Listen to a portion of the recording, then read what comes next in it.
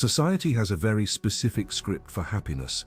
We are told from the time we are children that to be successful we must be popular. We see it in movies, where the hero is always surrounded by a loyal squad. We see it on social media, where status is measured by the number of faces in your photos. And so, if you are someone who walks alone, if you look at your phone and see no unread messages, if you spend your Friday nights in silence, if you have no inner circle, the world tells you that something is wrong with you. It tells you that you are broken. It whispers that you are antisocial, unlikable, or failing at the game of life. But what if the world is wrong? The Stoics, men like Marcus Aurelius, Seneca, and Epictetus, had a very different view of company. They did not see a crowded table as a sign of success. They often saw it as a sign of distraction. They knew that the crowd is where you lose yourself, and solitude is where you find yourself. Marcus Aurelius, the ruler of the known world, was surrounded by thousands of people daily. Yet in his journals he wrote almost exclusively to himself. He understood that a man can be lonely in a crowd, and a man can be completely fulfilled in an empty room. The truth is, there is a specific type of person who naturally drifts away from the pack. This is not because they are incapable of connection. It is because they vibrate at a frequency that most people simply cannot match. Today we are going to dissect the 5 traits that define people without close friends. We are not talking about those who are lonely due to anxiety or fear. We are talking about the autonomous, the people who have subconsciously chosen quality over quantity. If you often feel like an outsider looking in, this video is going to explain exactly why. And it is going to reveal why your solitude is not a curse, but a prerequisite for a higher level of existence. If you are ready to stop apologizing for your solitude and start understanding your power, take a second to subscribe and like this video. We are building a community of independent thinkers here. By clicking that button, you are signaling that you are comfortable walking your own path. Let's begin. Trait 1. Intolerance for superficiality. The depth filter. The first trait that defines people without close friends is a biological intolerance for superficiality. Most human interaction is built on what sociologists call phatic communication. This is small talk. It is how about the weather? Did you see the game? I hate Mondays. Its purpose is not to exchange information. Its purpose is simply to signal I am harmless. I am part of the tribe. For the majority of people, this is comforting. It is social lubrication. But for the Stoic mind, for the person of depth, this kind of conversation feels physically painful. It feels like dying by 1,000 cuts. You might have found yourself in a group setting where people are talking for hours, but saying absolutely nothing. They are gossiping about celebrities, complaining about minor inconveniences, or repeating opinions they heard on the news. And you sit there feeling your energy drain out of your body. You try to engage, but your brain screams, this doesn't matter. You crave the deep end. You want to talk about ideas, about the nature of consciousness, about the future, about death, about strategy, about the soul. But when you try to bring these topics up, people look at you strangely. They say you're too intense. Or why are you so serious? So you withdraw not because you dislike people, but because the cost of entry for most friendships is the suppression of your intellect. To fit in, you have to pretend to be shallower than you are. You have to dim your light, so it doesn't hurt their eye. The person without close friends has simply made a calculation. I would rather sit in silence with my own complex thoughts than sit in a crowd with simple ones. Seneca warned his friend Lucilius about this. He said, conversation with the crowd is harmful. There is no person who does not make some vice attractive to us, or stamp it upon us, or taint us unconsciously. He understood that depth is rare. If you insist on depth, you will naturally have fewer companions. But the ones you do find, if you ever find them, will be worth 1,000 acquaintances. Trait 2. High-functioning autarkia. Self-sufficiency. The second trait is what the Greeks called autarkia, self-sufficiency. Look at how most friendships are formed. They are often trauma bonds, or validation loops. Person A feels insecure, so they call person B. Person B complains about their life and person A validates them. They use each other as crutches. They are not standing side by side. They are leaning on each other.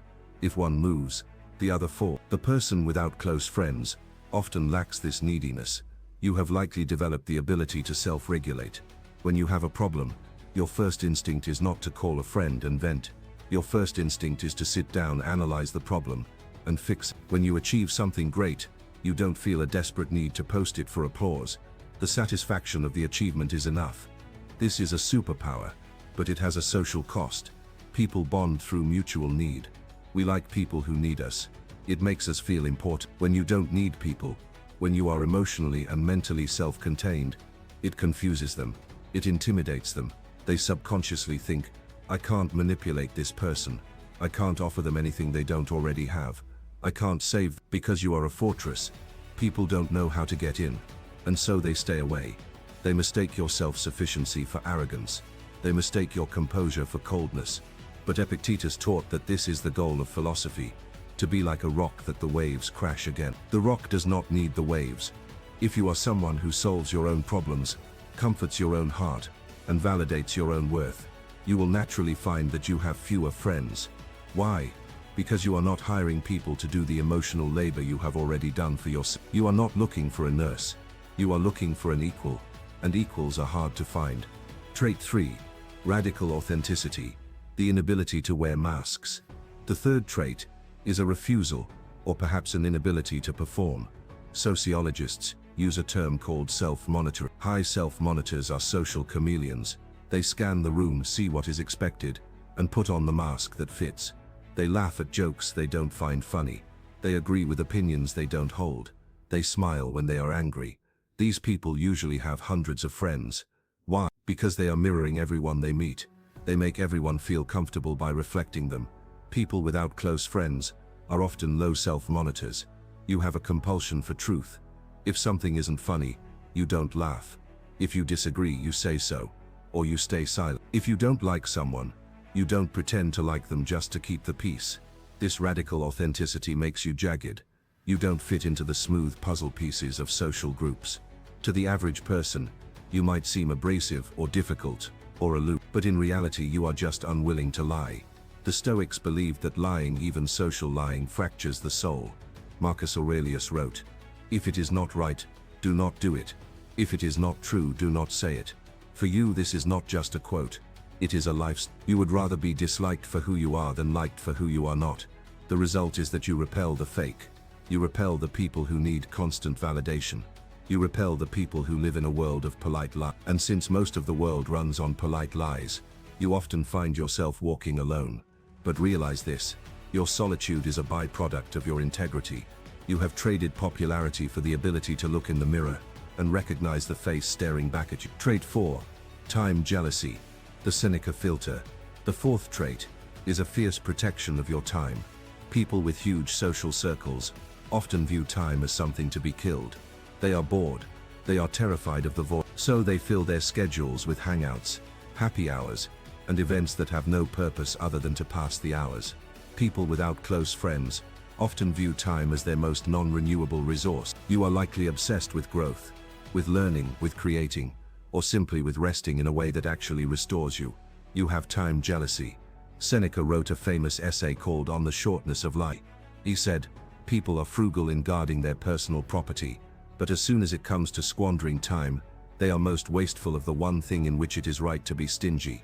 You are stingy with your time. When someone asks to grab coffee to pick your brain, you calculate the cost. 2 hours of travel and chatter. What could you build in those 2 hours? What book could you read? What peace could you enjoy? Because you value your time so highly, you have a very high threshold for who gets access to it. Most people do not pass the threshold. You are not antisocial. You are just an investor who refuses to put capital into bad investments. This trait often offends people. They take your unavailability personally. They call you selfish or distant. But you know the truth. You know that life is short, and you refuse to spend it listening to people complain about things they refuse to change. You are hoarding your hours because you are trying to build a life that means something. Trait 5. The acculturation trap. You outgrow people. The final trait is the most painful one. It is the tendency to outgrow your environment. Friendship for many is based on stasis. We are friends because we are in the same place in life. We have the same job, the same complaints, the same hobbies. But you are likely a person of continuous becoming. You are constantly reading, training, evolving, and changing your mind. You are an arrow moving forward. The problem with being an arrow is that you leave things behind. You might have had a group of friends 5 years ago, but then you decided to get sober, or you decided to start a business, or you decided to get into philosophy. Suddenly, You look around and you realize you have nothing to talk about with them anymore. They are still discussing the same high school drama, the same video games, the same office politics. You try to bring them along, but they don't want to move. They want comfort. You want greatness. This creates a cycle of shedding skins.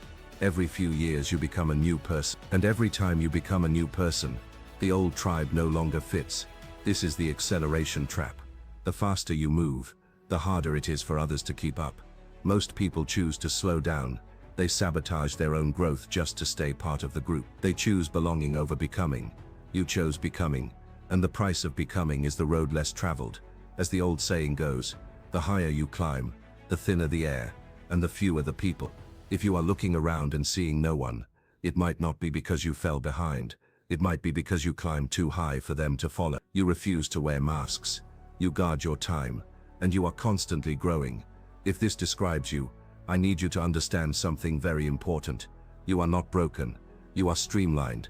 Nature creates sheep and nature creates wolves. The sheep is safe in the flock. The sheep is never lonely, but the sheep also never decides where it is going. It is driven. The wolf or the eagle or the lion is often alone, but that solitude gives them the ability to see what others miss. It gives them the silence required to think, to plan and to execute. The Stoics taught us that the ultimate goal of life is eudaimonia, flourishing. It is not popularity. If you have friends who align with your soul, cherish them. They are rare gold. But if you do not lower your standards just to fill the empty chair. Do not drag people into your life just to avoid the silence. Embrace the silence. The empty space around you is not a void. It is a canvas. It is the space you need to build your empire, to build your mind, and to build a character that does not need applause to feel valid. You have chosen the harder path, the path of the individual. It is quiet here. It is sometimes cold here. But the view is yours alone. So stop looking at the crowded tables with envy. Look at them with understanding. They have each other, but you have yourself. And if you have done the work, if you have built the inner citadel, then yourself is the best company you could ever ask for. I want to know which of these traits resonated with you the most. Is it the intolerance for small talk? Or is it the acceleration trap? Go to the comments right now and write, "I walk alone." Wear that badge with pride. And if you want to learn how to turn that solitude into a weapon, how to use your time alone to develop a mind that is unshakable, then you need to watch this video appearing on your screen right now. It is the guide to Stoic mental fortitude, and it is the next step in your evolution. Click it, keep climbing, and I will see you on the other side.